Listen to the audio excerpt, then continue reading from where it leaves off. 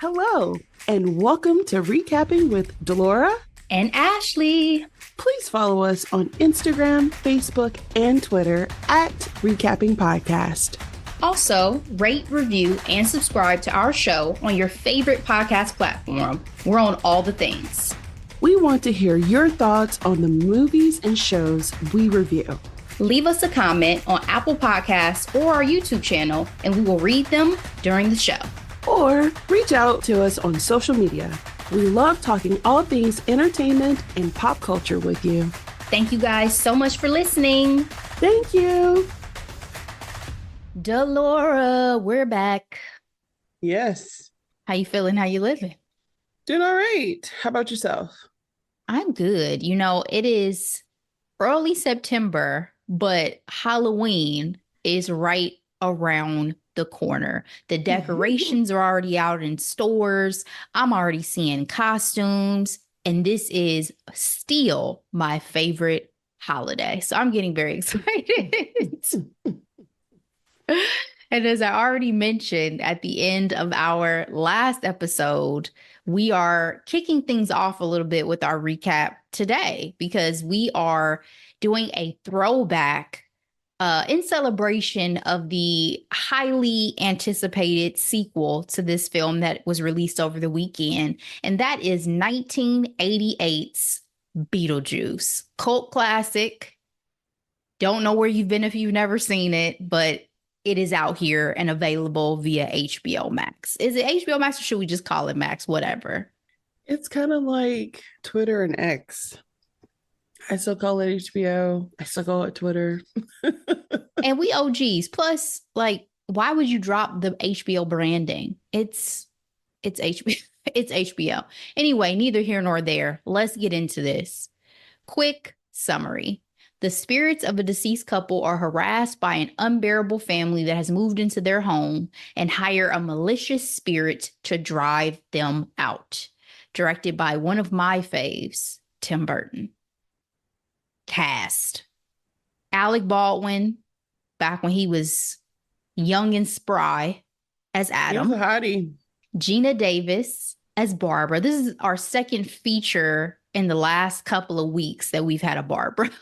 Because we had Barbara on Presumed Innocent. Yeah. The Catherine O'Hara as Delia. Now, you talk about something we should recap. Schitt's Creek may still have to be touched. That is one of my all-time favorite comedy series, period. Same. Jeffrey Jones as Charles. Glenn Shaddix as Otho. Winona Ryder as Lydia. And Michael Keaton as Beetlejuice. Reviews. Rotten Tomatoes, 81% critic score, 82% audience score, and 82% of Google users gave this film a thumbs up. Delora, what is your grade for this throwback recap of Beetlejuice? Well, Ashley, I hadn't really watched Beetlejuice before this recap. I've always seen bits and pieces of it. And frankly, every time I tried to watch it, I would fall asleep on it. I just knew I wasn't in love with it. I'm not going to rate this one because it is such a cult classic. And I respect people who enjoy it because I do enjoy Tim Burton. His mind is a little weird, it's a little out there. But is it just me, or did the house in this movie look like the same house from Edward Scissorhands?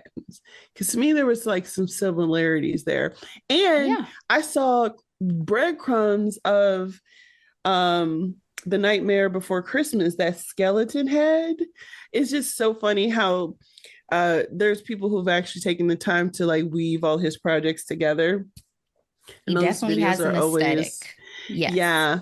I will say one of my favorites of Tim Burton's is Edward Scissorhands, and I would love to find it somewhere on streaming to watch and enjoy.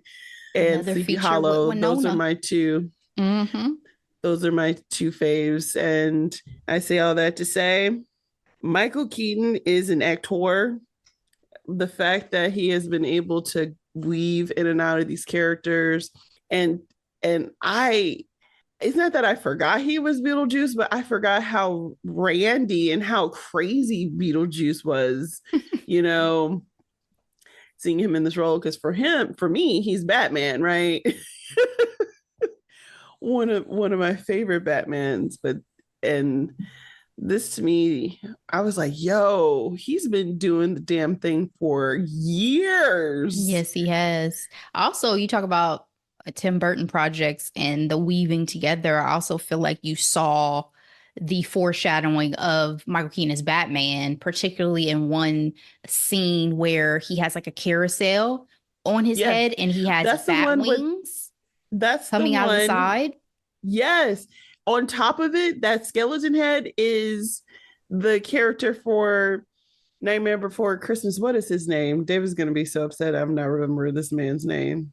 This So, is yeah, I Halloween. agree. I think there is a lot of things that, Tim Burton aesthetically has chosen to drop in throughout his various projects. Because again, I didn't realize this was 1988. I'm thinking Michael Keaton has already been Batman, but no, the original Batman was 89. So, Was Jack. mhm. That Jack is on top of that carousel, his face with the bat wings. Okay, just FYI, Easter egg.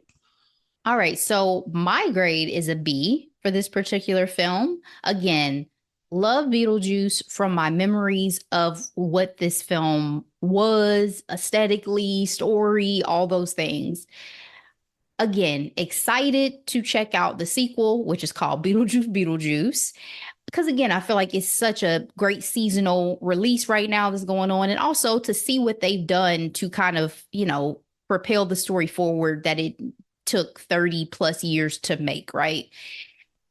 But for me, with this original and my now very adult eyes, Beetlejuice was cringy AF and quite inappropriate as a Girl. character, which we'll Yep. get into more after the spoiler alert. But they definitely have to PC him up, I would imagine, in this 2024 rendition that they put out Listen. because this ish would not fly now. So Nope. for those reasons, I can't say it aged the best in terms of some elements like that, but in terms of like we talked about the Tim Burton aesthetic, some of the humor, a lot being able to kind of have the nostalgia now to look back and see Winona at this age, see Alec at this age, Gina, Catherine, all these folks. It still brings me a lot of joy. So it's a B for me.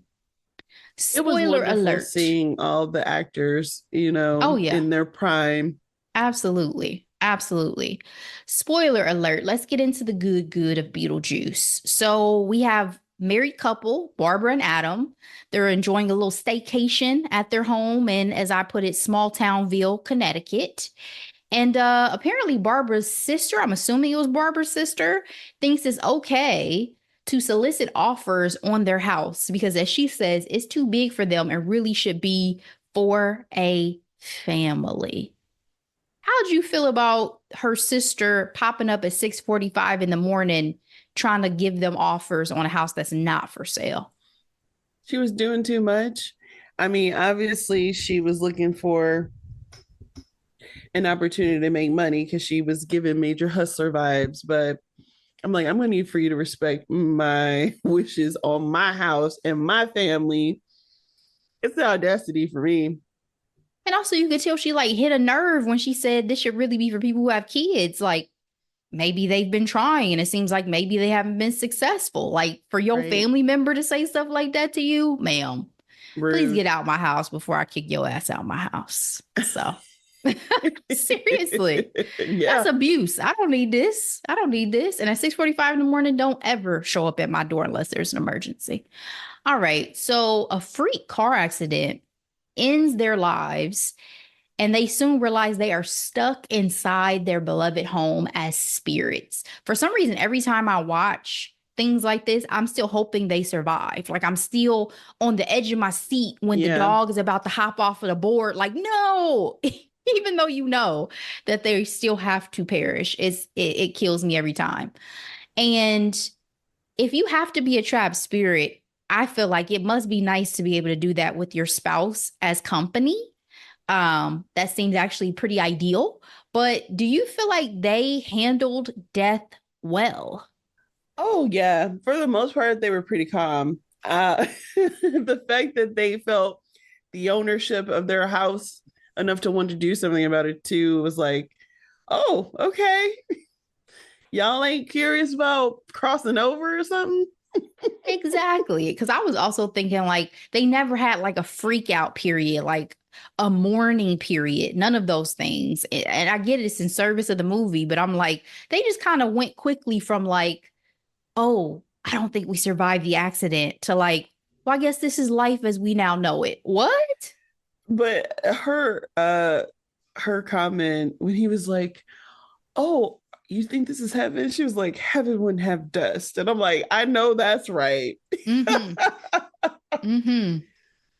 They are gifted a book, a handbook for the recently deceased to kickstart their afterlife journey. Don't know where this book came from, but it's at the house when they get there. Enter the Dietz family, Charles, Delia, and daughter Lydia. They've purchased the house, probably through the sister, seems, for some peace and quiet from New York City. What are your first impressions of the Dietz family?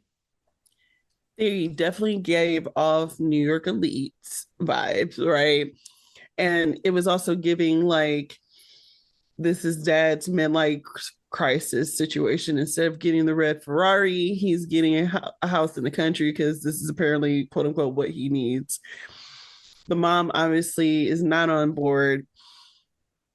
But shout out to Catherine O'Hara because she was giving Batty. You know what I mean? I love the red lip.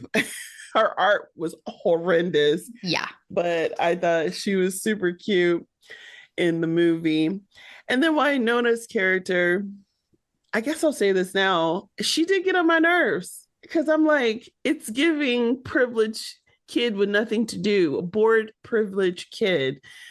Um, and it's like the only thing that allows you to stand up out is to be weird.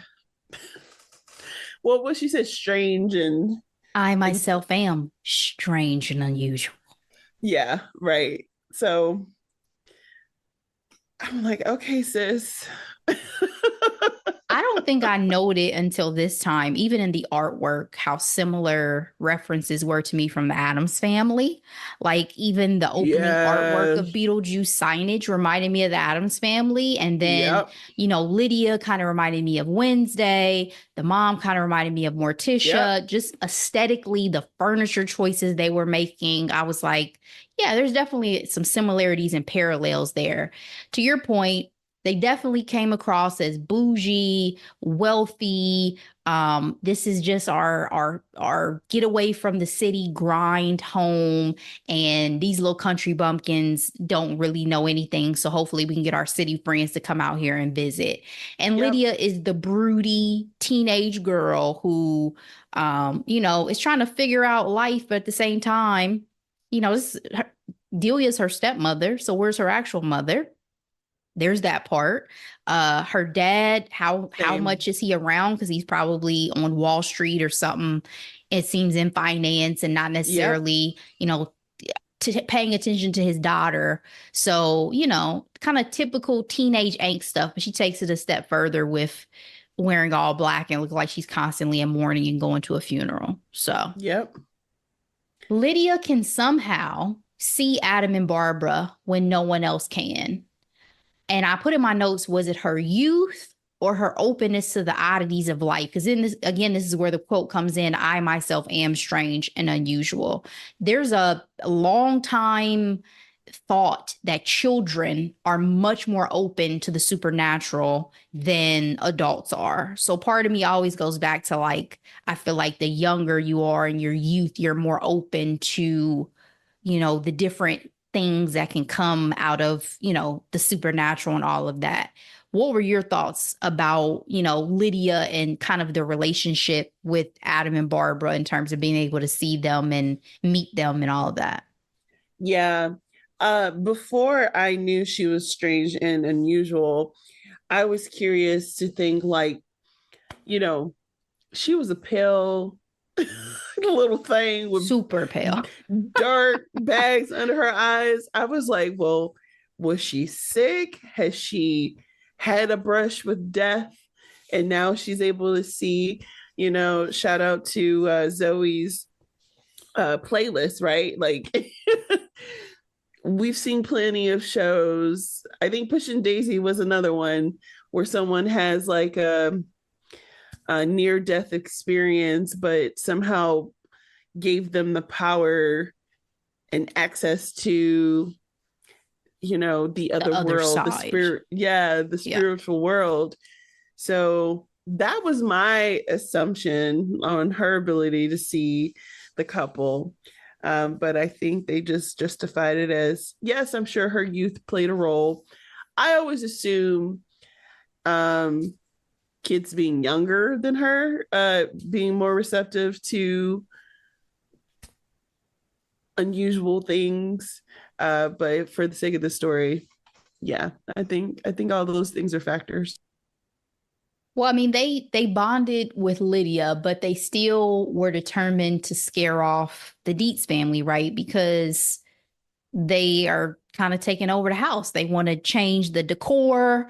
They want to gut it. They want to do all these things, and they are stuck in this house. So they gotta figure out what they're gonna do.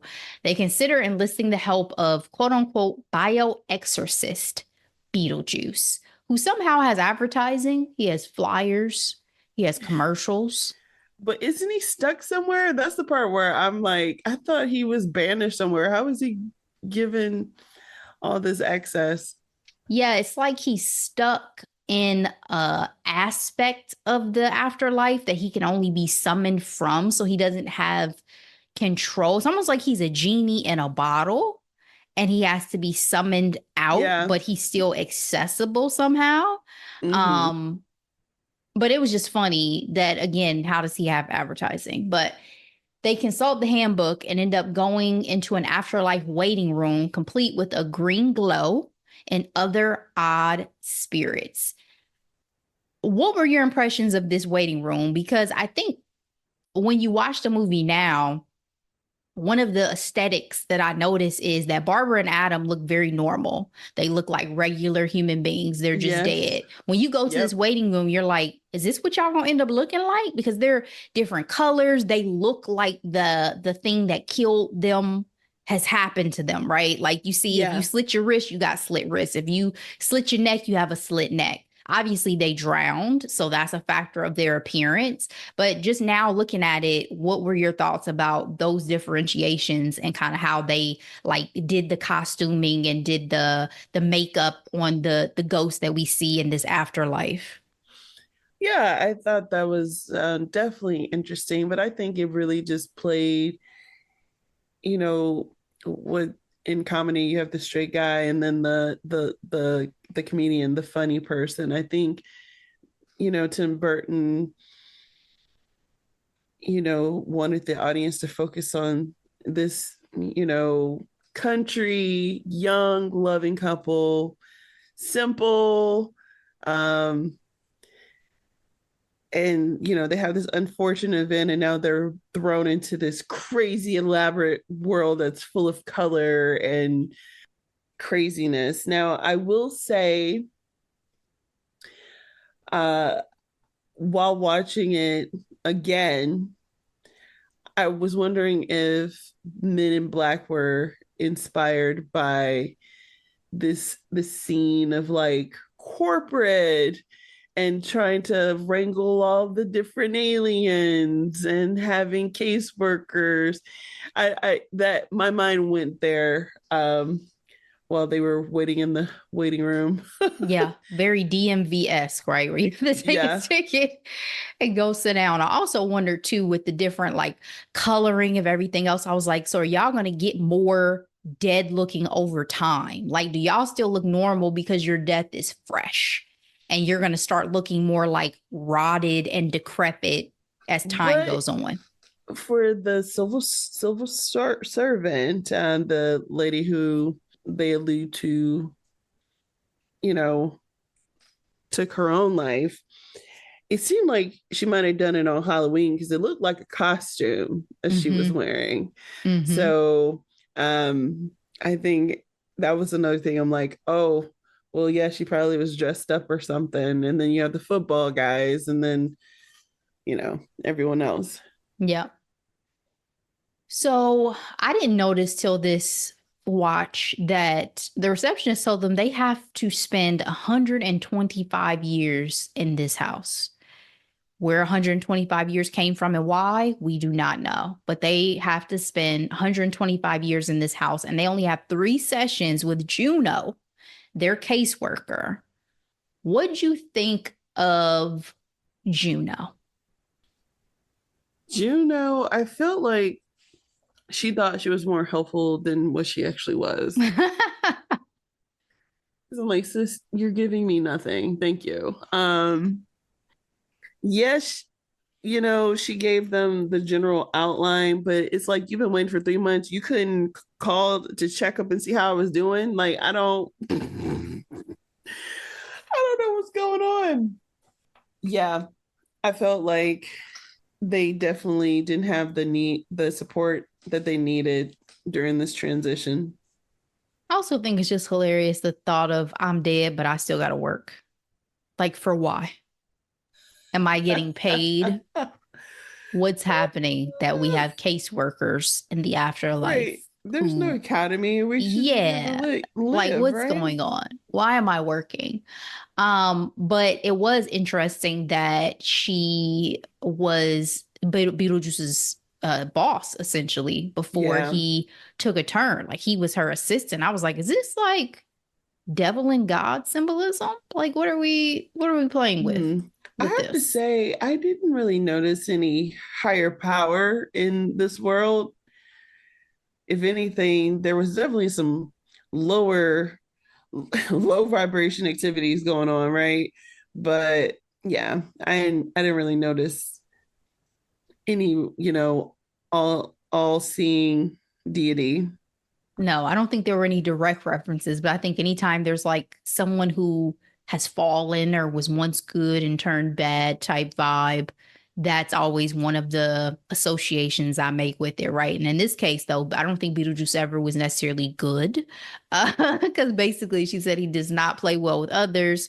He's just kind of doing his own thing. So, And like, um, how did he die? Because I was not able to determine. and it feels like it's been so long. Like he's been in this afterlife game for a very long time. So Hmm. that's fair. That's fair. It will be nice to get a Beetlejuice backstory. Maybe we'll get some of that in Beetlejuice. We'll have to Hmm. see.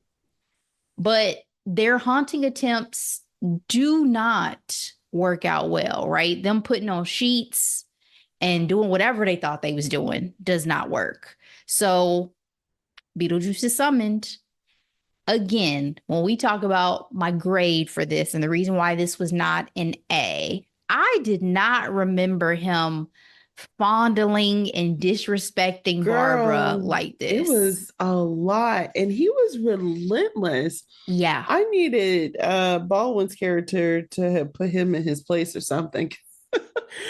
I thought it was a lot. I didn't like it. I think everything was just happening so fast too, right? Because they get taken out of the house and put into the model home that Alec Baldwin's character had built in the attic, because that's where Yeah. Beetlejuice is like living or lives, what have Hmm. you. And so I think they were just kind of like, that was confusing, that was disorienting. And then you get there, Beetlejuice is kissing on Barbara, he's lifting up her dress. No, Yeah. they soon realized the error of their ways, right? I'm not gonna lie. Speaking to Michael Keaton's ability to play these dynamic characters, I genuinely was thinking, I'm like, I wonder how hard it is for him to get out of character because Beetlejuice is so chaotic. It's it's a lot, Ashley. I'm just like, it's hard to keep track. I feel like because Beetlejuice has so much that goes into the makeup and into the wardrobe, that probably once those things were gone, it was nothing. Because 80s, Michael Keaton, he lived. Okay. He was doing his I'm thing. sure. I'm So sure. I'm sure he had no problem, but it cracks me up to think about how long this character has continued to exist in popular culture.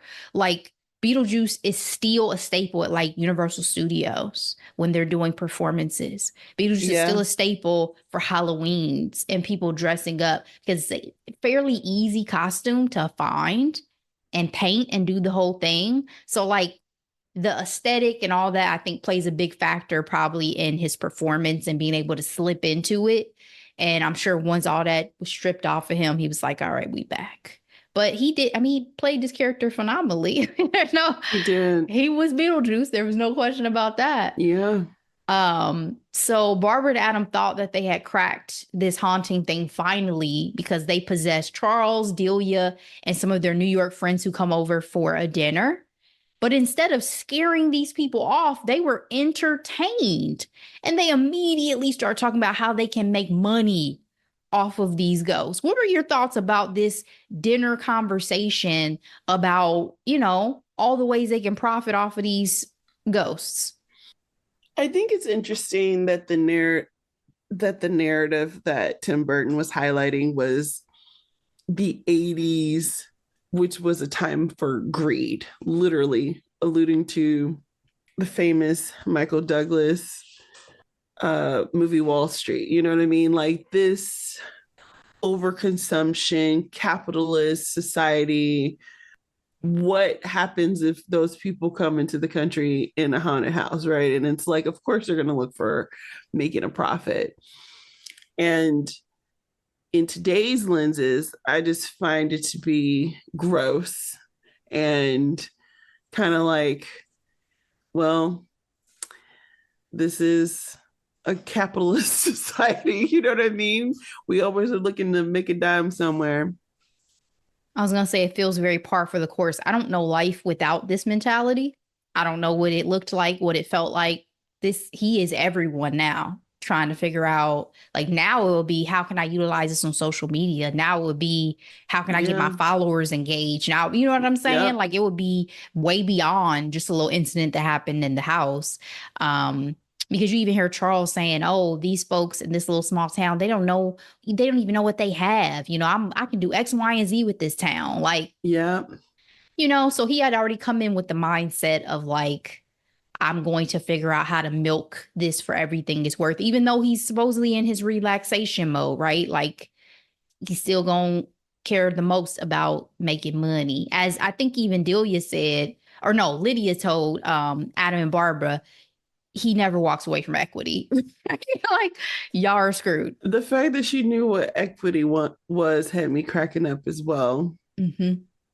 Yep. I was confused though by the reaction, just from the sense of like, sure, I get that eventually your thought may be like, oh wow, that was actually crazy or whatever. But in the moment, how did that not terrify you? Like, even still, like, such a supernatural event. You don't have any control over your body. You don't know ultimately what these ghosts may do to you. I would have never been that calm. You know what I'm saying? Like, this ain't Casper.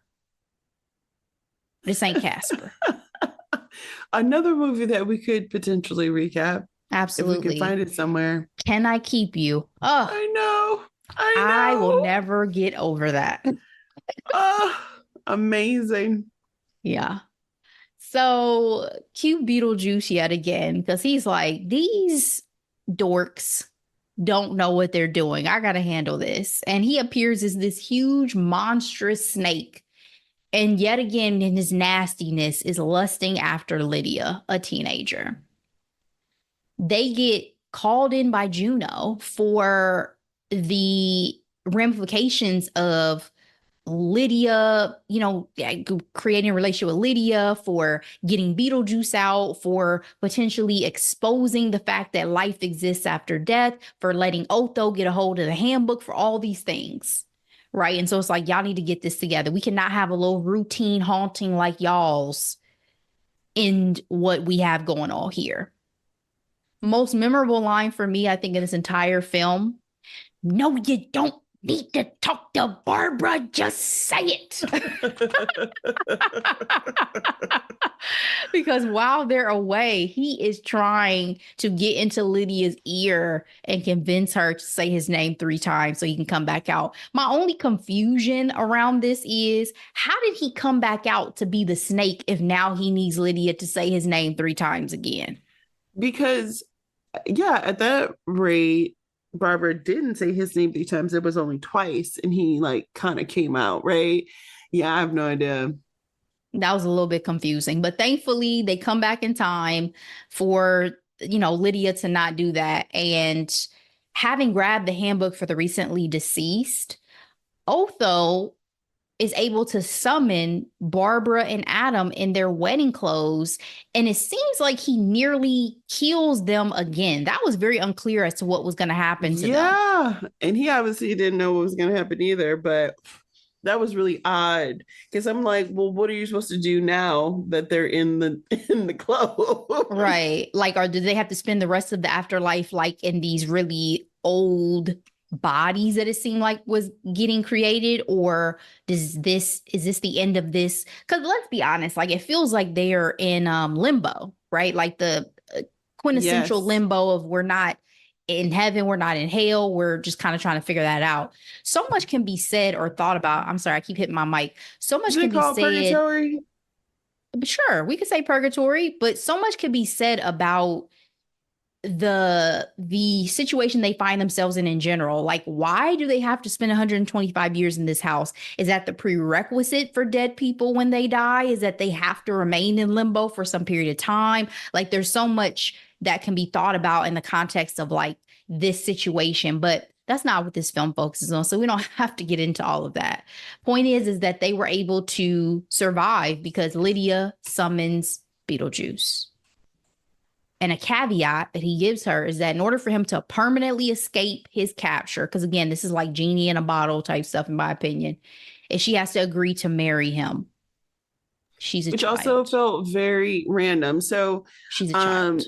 in terms of world building, I think this is why I wasn't able to connect to this world that much. And I feel like Tim Burton has been known to be kind of ambiguous with some of the like root causes of the worlds that he built. Like there weren't any real explanations for Edward Scissorhands, right? Like, and just looking to this whole Beetlejuice conversation of needing to marry her, it don't make any sense. Why were you banished? How long were you banished? How were you killed?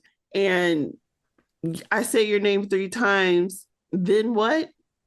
And then do I say your name 3 more times for you to go back away? And where do you go? Like lots of questions. Lots of questions. There are a lot of questions. That's why this is one you just kind of got to ride on out. Because And don't get me wrong, this movie is about what the youth call vibes. It was giving all the vibes. It was a lot of fun. But speaking of, like I was saying, world building and understanding the world that we're vibing out to, I had some questions. absolutely. And to add just another wrinkle into the life and world created, there are sandworms, and there's a place called Saturn that you can go to when you step off the porch of the house. And Barbara rides in on a sandworm to save the day, so that, Lydia is not a teen bride to Beetlejuice and whatever that situation was going to be. So to wrap the film, did Adam and Barbara basically adopt Lydia? Because they sure were acting like her parents. I'd say yes, absolutely. It was giving. We didn't have our own kids, but you are now our found family. Yeah. Like the fact that Barbara was like, I want to be with Lydia. I'm like, be with. Like, okay. Y'all know Lydia's going to grow up. She's going to leave. She's going to do her own thing. But clearly, at least for the conclusion of this film, they found a happy medium between them and the Dietz family. Lydia seems much more, happy and normal She goes to all girls school in town. They let Mm-hmm. her float and dance as a reward for good grades. Cue Harry Belafonte. You know, it was a very fun ending. And of course, Beetlejuice is still Beetlejuicing. If y'all thought he died, he ain't died. No, he did not. Give me any final thoughts you had after you wrapped this full, uninterrupted rewatch of Beetlejuice. Tim Burton did his thing in terms of the aesthetic. I thought overall the costumes and the makeup and the graphics weren't bad in today's standards. I'm like, this must have been revolutionary back in 1988, you know? Um, and the acting performances were really done extremely well. Again, shout out to Catherine O'Hara and Michael Keaton. I was really impressed with their roles. I think you know what's so funny? You were talking about the similarities between Beetlejuice and the Addams Family. I almost confused Winona with Christina Ricci a little bit, thinking about the different projects with Tim Burton, because it was Winona in Edward Scissorhands and it Mhm. was Christina for Sleepy Hollow, Yep. but they both gave that, you know, goth girl aesthetic so well that it's like, oh, and now you have who's Wednesday? Jenna or Ortega playing both of their roles. Like she's replacing, not replacing, but you know, this generation's goth girl. And it was confusing me because of that as Mm. well. Yeah, no one's more golf for me in that era than Christina Ricci because Wednesday is an icon. Uh, Yeah. but for sure, aesthetically and so many elements kind of translate between this project and that one, and a lot of Tim Burton's other film ventures as we've discussed. My final thoughts are just I love me some 80s movies, and this was fun. And despite Yeah. the not aging well with, Beetlejuice's inappropriateness and all of that, it was still a fun ride. I enjoyed it. I love when we do throwbacks, as I always say, because it just gives you a chance to revisit some of your favorite things and kind of reevaluate, like, oh, wow, I didn't even think about it this way. Or I didn't even notice that. Because one thing Delora and I always say, when we have to watch it to recap it, you're focused in a way that on some of your favorite films, you've never been focused before. You're catching a lot of details. You're catching a lot of breadcrumbs and all those sorts of things that you wouldn't have watched because you think you know everything. You think, oh, I've seen this a million times. So if you have not watched Beetlejuice in a while, be sure to go back and watch it. Again, it is available on Max, and let us know your thoughts on this cult classic as we get into spooky season. That is it. That is all, guys. Let's move into Hidden Gems. Laura, what you got this week? Yes, Ashley, I have two hidden gems. Well, the first one is the most talked about movie on social media at present, and that is The Deliverance. This is Lee Daniels' film. My understanding it's his first foray into horror. Okay. Starring Andra Day, and everyone is talking about the incomparable Glenn Close in this particular role, playing Andras Day, ghetto fabulous mama. I And heard she was Omar Epps. she sure was. And she had on Daisy Dukes. She was, the wig was on, the hips were swinging, the tits were out. Okay.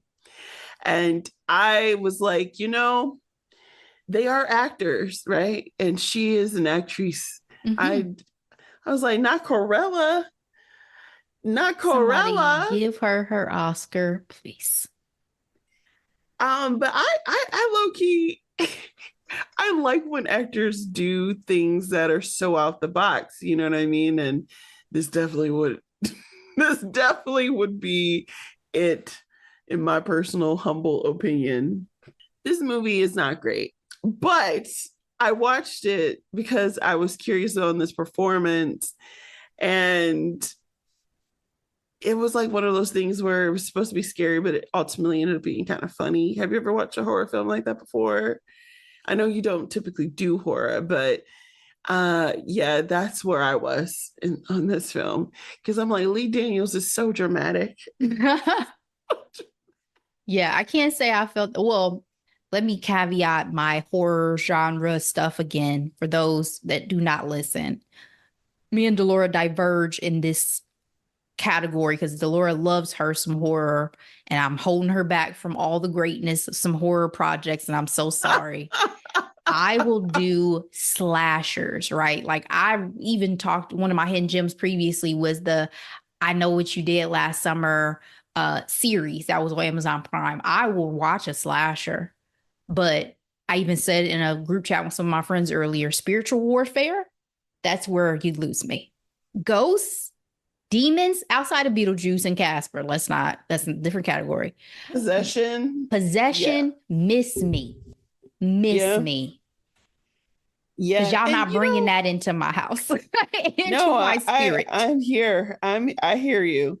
I will say though, Lee Daniels, he's had some really good works, and then he had some things that, put him and Tyler Perry in the same conversation. You know what I mean? And because like I'm looking at his Rotten Tomatoes and some of his work and like in TV, he was an executive producer for the Wonder Years. Fabulous show. I mean, we Gone too can't soon. forget it. We can't forget freaking Empire. Empire was a moment. And looking at TV, The Butler, that's what got Forrest Whitaker his Oscar. Oh no, no, it's not. That's King with No Country. Yeah, I But was gonna say it was anyway, at African that King. rate, Forrest Whitaker was, I think he had already gotten his Oscar, but pivotal role for him still. So yeah, y'all, I watched it and it was entertaining. So if you want to be entertained and have time and want to see Glenn Close say some crazy ass shit, yeah, go watch it. My second hidden gem is short and sweet, and I'm referring to Sabrina Carpenter's latest album. A lot of people are on the Sabrina Carpenter's bandwagon. I've known her for a while. I knew when she was in the Disney remake of Boy Meets World, the spinoff Girl Meets World. She played the Sean S character. And I realized that she also, is a singer. She sings songs. And she's finally getting recognition. And I'm happy for her because, she's not like an overnight success. You know what I mean? Like she's been doing the damn thing for years now. I first heard And about her from the whole love triangle with her, Olivia Rodrigo, and whoever that little boy yeah, was. yeah. I knew about her before that. And that's why I was like, okay, Olivia, I know you're hurt, broken, but I love me some Sabrina. And I'm glad We ain't got Sabrina, no skin in the game. I we mean, don't, but I'm glad Sabrina's getting her time in the sun because I think it's well deserved. And this album is so cheeky. It's so cheeky. It's so cute. Similar to my thoughts on Chloe's new album, they're not singing to where I am in my life. they are they are in different spaces and they have dated guys that I would never date. But some of my favorite songs off the album, Sharpest Tool is my favorite right now. I do enjoy Coincidence. Taste actually has replaced Espresso for me. Dumb and Poetic is super cute. And I really do enjoy Slim Pickens. So those are like my faves. And honestly, that I might have just listed half of the songs because there's so 12 songs on the album. It's a bop. And to me, she's a more mature, cheekier Taylor Swift in terms of like she's a great storyteller in her songs.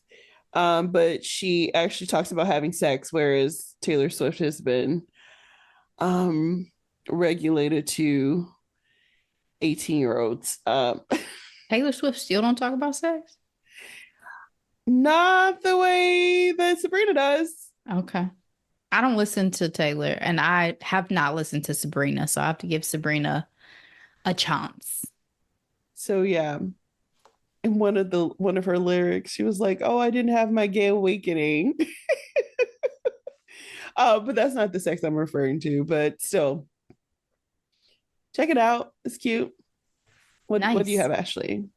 I have no hidden gems this week, guys. I was literally thinking, like, have I been watching TV? I think what it is I'm just in the era of the seasons of things that I've already seen. To be honest with y'all, I've probably watched Queen Charlotte 50, 11 fucking times at this No point. way. Have you? Yes, if nothing else, I'm turning on Queen Charlotte. If nothing else, and when I tell y'all, Oh, I so will go that's your back. background Yes, I will go show. back to episode 1 every time, and by the time I know it, I want episode 5, and I'm like, well, damn, okay. What? Oh, that's so When nothing funny. else, I have watched that show 50, 11 times. But then also, we have Reasonable Doubt season 2 is back. So I've been watching It that. We is. have Bel Air season 3, I want to say, is back. So I've been watching that. So it's like, Yeah. I can't say I'm watching anything new. It's some of the oldies but goodies that have returned. So that's where I'm at Emily in in my TV Paris. watching. Well, yeah, Yeah. Emily in Paris season 4. I've watched the first half. So I think that's where I'm at right now. I'll keep y'all posted when Apple TV or somebody else gives me something new. I mean, again, the Hulu series of Natasha Rothwell is dropping, I think, September 13th, if I'm not mistaken. I'm looking forward to. So stuff like that, I'm ready. Let's go. But right now, nothing has moved me in terms of some new projects this past week. So stay tuned. I'm sure I'll have something next week. So, guys, thank you so much for sticking with us for this recap of Beetlejuice. Again, so excited that we are at the start of the Halloween season. Hope you are enjoying. Are we at the point of pumpkin and spice and all that ish? Whatever. Do you? Do you? All right. Please share this episode with everybody you know. We appreciate it. We'll be back as always. But in the meantime, be blessed. Bye.